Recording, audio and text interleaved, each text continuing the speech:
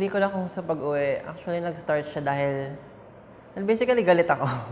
Galit ako na because I have a brother who's autistic and I align my regimen, my schedule with his na sa bahay. So may mga times talaga na kailangan umuwi ng bahay pag weekends.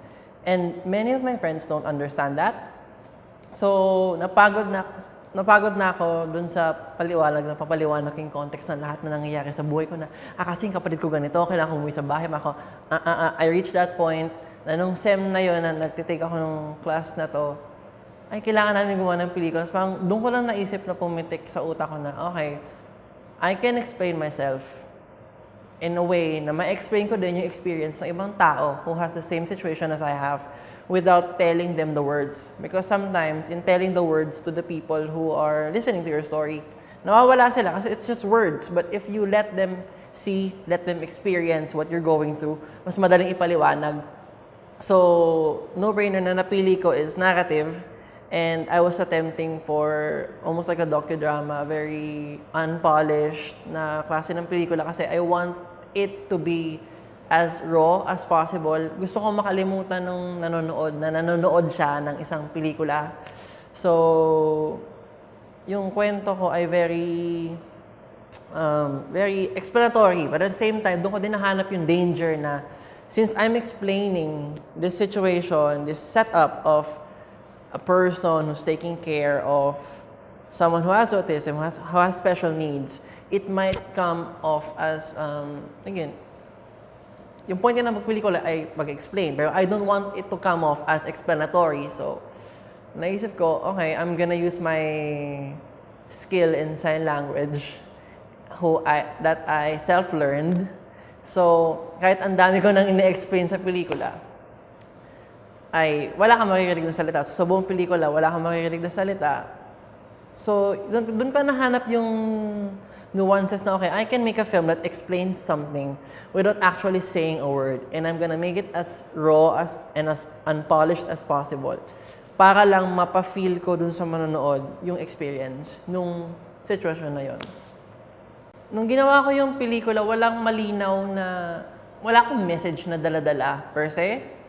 Pero ang naging motivation ko nun ay, okay, I'm going to explain myself. I'm going to explain this situation that some people are going through pero hindi madaling maintindihan. Because for example, in my case, nung ginawa ko yung pelikulang yun, I've lived 18 to 19 years of my life. You cannot just explain that in one dinner with your friends.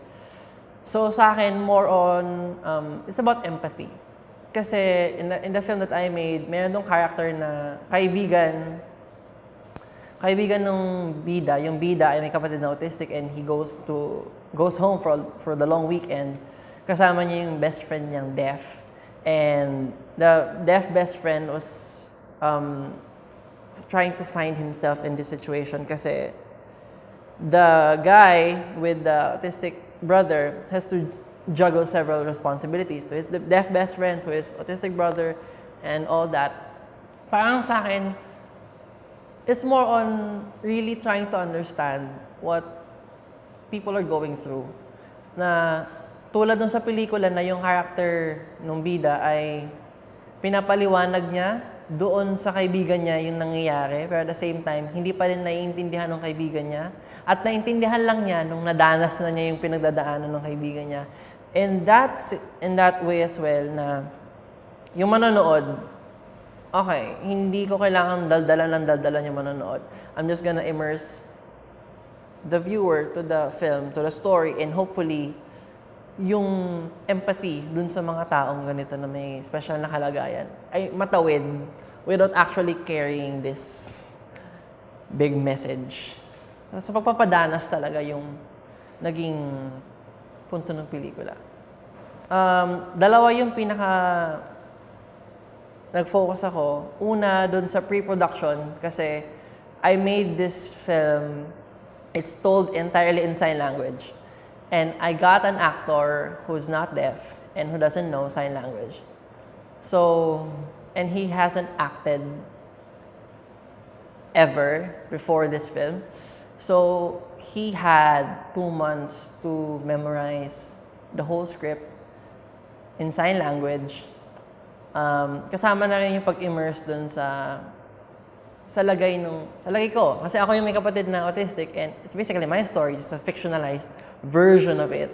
So, yung actor ko, pinapunta ko sa amin while he was studying the sign language. And things got complicated when 2 weeks before the shoot, we actually met with people who are deaf and their friends and their translators, their interpreters. And we found out na the way a person who can hear is signing is not the same way as someone who's actually deaf is signing. Magkaiba sila ng way ng pag-sign. So, dun sa case ko, dahil yung character ng bida sa pelikula ay hindi naman siya deaf, pero may kaibigan siyang deaf. So, dun sa side ng bidang actor, which is me, wala na akong kailangan baguhin dun sa minamorize sa sign language.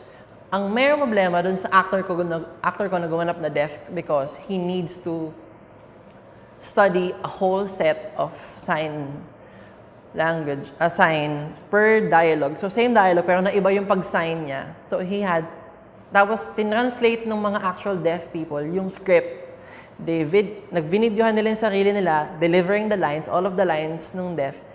So, my actor who is going to act for the first time has 1 week to restudy all of the lines.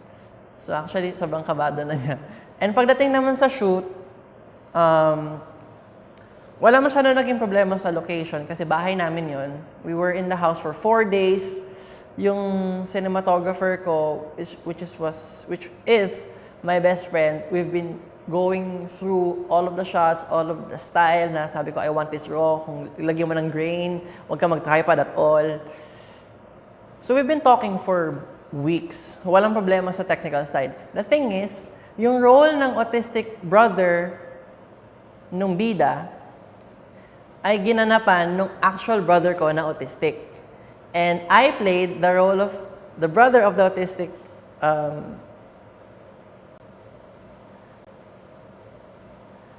So, yung naging setup sa shoot ay I was playing a version of myself and the character of the autistic brother is played by my actual autistic brother. So, mahirap yun. Kasi irregular yung sleeping patterns ng kapatid ko. He has mood swings. He sometimes occasionally goes into tantrums. So, with my assistant director, okay, in terms of scheduling, lahat na eksena ng kapatid ko, hapon yan. Kasi gising siya ng hapon. Tapos, there were a lot of times na wala ako sa actual set. Halimbawa, may eksena sa kwarto na susunod. Wala ako dun sa actual setup kasi kasama yung kapatid ko and dun sa eksena ay masaya yung kapatid ko. So, yung crew ko ay nagsa-set up dun sa location habang ako, na director, nakikipaglaro sa kapatid ko and I was shouting na, tapos na ba kayo? Na-set up niyo na ba? Kasi dun lang kami bababa ng kapatid ko pag good mood na siya. And there was even a time when eksena na kukunan yung kapatid ko. Kailangan nakangiti siya pero hindi siya masaya at the time. So tumakbo muna kami ng isang buong bakanteng lote para pagdating niya sa shot, nakangiti na siya. And ang problem doon ay nagwawala na siya. So habang sinushoot namin yung eksena, okay, next sequence muna tayo kasi nagwawala yung kapatid ko. Okay, doon tayo sa taas na eksenang wala yung kapatid ko. Tapos in that minute, kumalma yung kapatid ko. Sabi ko, okay, balik tayo sa eksena yun. So within a minute, nagpapalit-palit kami ng sequence na i-shoot. And yung buong shoot namin basically ay nakabuild yung schedule niya sa kung ano yung mood ng kapatid ko. Kung kailan siya gising, kailan siya good mood. So yun yung mahirap na how to put my brother in that situation. Kasi I'm also thinking of the ethics na I don't want my brother to be put in a situation na hindi niya naiintindihan. Ayoko siyang ilagay sa isang fictional situation. So, yung ginawa ko, yung mga eksena ng kapatid ko, as I wrote it, ano ba, lighthearted yung moment. Lighthearted lang talaga. Walang deception on the side of my brother. Na halimbawa, may eksena doon na kinis niya sa cheek yung kaibigan ko, halimbawa. He just did that. I was worry-free of the ethics on that time na kasi I made it sure na yung kapatid ko ay well taken care of. And dun nakabase sa kanya yung magiging takbo ng shoot. Okay. Challenges, well, nasabi ko na yung challenges ko. More on logistics talaga kasi I was handling an actor who's going to act for the first time. And I'm going to handle a total non-actor, which is my younger brother. So, how to manage that? And at the same time, pinili ko din na ako yung maging actor. So, I wrote it, I acted in it, and I edited it. So, yung pag-juggle ng responsibilities on set. Kasi may mga times na I was directing my actor. Then, didirect ko siya, okay. Sabihin ko sa crew ko, bigyan niyo akong 2 minutes. Then I would go as an actor naman. Then pag ready na ako, saka ako naman aalalayan yung kapatid ko. So I was basically doing these things all at once. And yun yung mahirap na part. To the point na, umiyak yata ako patago on the shoot kasi there was a lot of responsibilities. And I was feeling a lot of responsibility in telling the story right. Because I don't want it at all to sound false or exploitative or whatever, any of those issues. So, yung pagpapalit-palit ng trabaho on set in a matter of minutes, yun yung mahirap. Pero, nakaya naman. Na-realize ko nung shoot ko na gusto ko pala talaga magsulat. Gusto ko talaga mag-act. And gusto ko mag-direct. Pero magagawa ko lang siya kung ako dun yung magdidirect. So, parang I took on the responsibility of a director because I wanted to tell this story and I want to write, I want to act, and I want to edit. And ang nangyari tuloy, na-realize ko na it is really about what are you trying to do and why are you trying to do it. Kasi doon ko na-realize na ang bigat pala ng responsibility. First time ko mag-work na crew, 8 lang kami pero I felt the feeling ko hindi ko kaya yung shoot. Doon ko na-realize na ang pinaka-nagmamatter pala sa akin talaga ay yung kwentong kinukwento ko and ba't ko siya kinukwento. Kasi ang hirap pala gumawa ng pelikula kahit na ganun nakakontrolled yung situation na bahay namin, all of them are my friends, family is helping me. Ang hirap pag hindi mo alam yung point.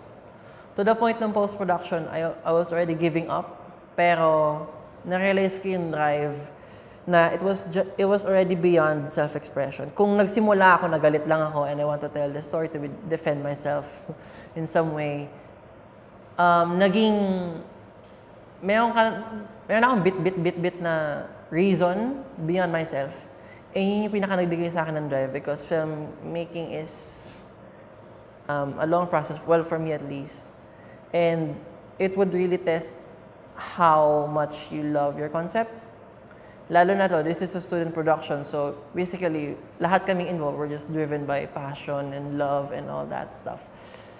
Yun na rin yung naging guiding principle ko pagdating sa thesis ko na mas mahirap. Pero, yeah, it's all about the reason why you're doing it. So, yeah.